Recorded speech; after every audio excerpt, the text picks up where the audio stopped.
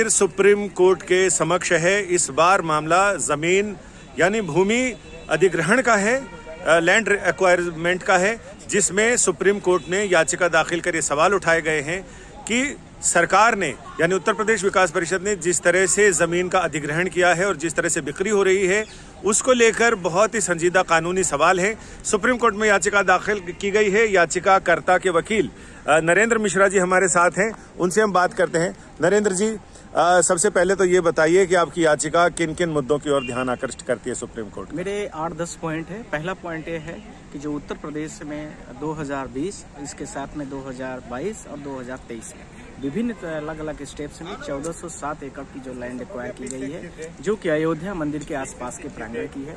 उस जमीन में सबसे बड़ी जो डिस्क्रिपेंसीज आई है उसमें सबसे पहले ये है कि 6 लाख रुपए कट्ठा के हिसाब से लैंड एक्वायर की गई और उस जमीन को 2 करोड़ रुपए पर कट्ठा, इसके साथ में 20 करोड़ रुपए जो राम जन्मभूमि का ट्रस्ट है उसने खरीदा है। इस प्रकार की मैंने विभिन्न रजिस्ट्रियों को टैग किया उसके साथ में। Point number 1। Point number 2, land acquisition act के आधार पर उन्होंने बोला है कि हम 2013 का जो लैंड एक्विजिशन एक्ट है हम उसको नहीं मानते हैं। हम सिर्फ और सिर्फ मानेंगे उत्तर प्रदेश विकास जो प्राधिकरण का 1865 का जो एक्ट है, हम इसके आधार पर पूरी बात करेंगे। उसी के आधार पर हमने लैंड को एक्वायर किया है। ग्रेवियांस ये है कि 1 जनवरी 2014 से ये सारे के सारे एक्ट रिपील्ड हो गए, अर्थात खत्म हो गए।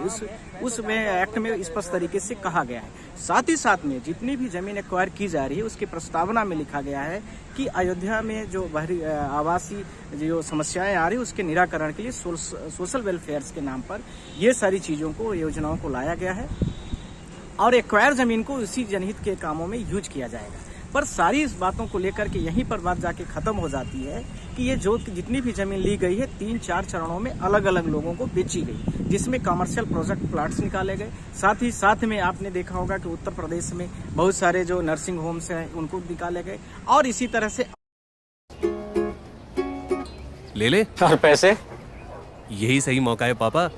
सिर्फ 5,000 का डाउन पेमेंट है, अभी नहीं लेंगे तो कब लेंगे? अब घर ले आए HF डीलक्स सेल्फ, सिर्फ 63,900 से शुरू। अन्य शानदार फाइनेंस ऑफर्स भी उपलब्ध। और भी लोगों को कमर्शियल तरीके से बेचा गया। तो आपके हिसाब से जो जमीन एक्वायर की गई थी जिन नियमों के तहत, उसमें क्या क्या बनाना चाहिए, वहाँ पर क्या करना चाहिए? देखिए, हमारे हिसाब से ये है कि जब आपने सोशल वेलफेयर के नाम पर उस जमीन को एक्वायर किया है तो उसको सोशल वेलफेयर के नाम पर ही रखने चाहिए। यानी क्या क्या वहाँ हो जाना चाहिए? दूसरा ये है कि नहीं, प्रोजेक्ट सोशल वेलफेयर में किन किन चीजों को इजाजत मिली है? वहाँ पर लोगों को, जो लोग हैं वहाँ पर, जो जनता जनार्दन है, उनके लिए जो फ्लैट्स होते हैं, उनके लिए जो घर होते हैं, उनके लिए जो और विभिन्न प्रकार की सारी चीजें हैं, वो सारी सुविधाओं को मुहैया कराने के लिए, इसके लिए नहीं कहा गया है, जो कि प्रोजेक्ट में स्पष्ट तरीके से लिखा गया है एक्ट में कि 3 लोगों को आपको जमीन नहीं बेचना है। Commercial plots, commercial projects. दूसरा बोला गया है कि जो निजी स्कूल हैं, प्राइवेट स्कूल्स, और इसके साथ में इसमें यह भी बोला गया है कि प्राइवेट इंस्टीट्यूशंस जो और भी हो सकते हैं उनको भी आपको नहीं, यानी प्राइवेट हॉस्पिटल, स्कूल्स, इनको आपको नहीं देंगे। ये सारे सरकारी स्कूल, सरकारी अस्पताल, सरकारी प्राइवेट नहीं, सरकारी स्कूल, सरकारी अस्पताल, ये सब हो सकते हैं। ये हो सकते हैं, पर प्राइवेट को आप प्राइवेट लोगों की जमीन लेकर के प्राइवेट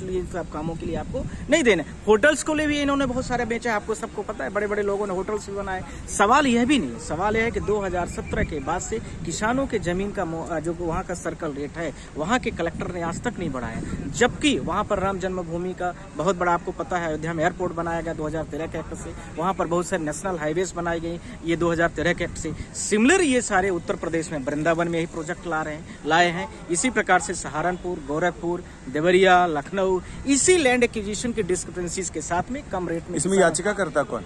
इसमें 3 याचिकाकर्ता हैं, एक आलोक है, दूसरा इसके साथ में जितेंद्र है और तीसरा वहाँ पर वह अयोध्या के ही शुक्ला जी हैं। ये तीनों लोगों ने यहाँ पर केस लेकर के आए। होली की छुट्टियों के बाद उम्मीद है कि ये मामला शीघ्र सुनवाई के लिए सुप्रीम कोर्ट से गुहार लगाई जाए और इस मामले में सुनवाई के दौरान आगे क्या क्या होगा वो भी आपको लगातार बताते रहेंगे। संजय शर्मा, दिल्ली आज तक।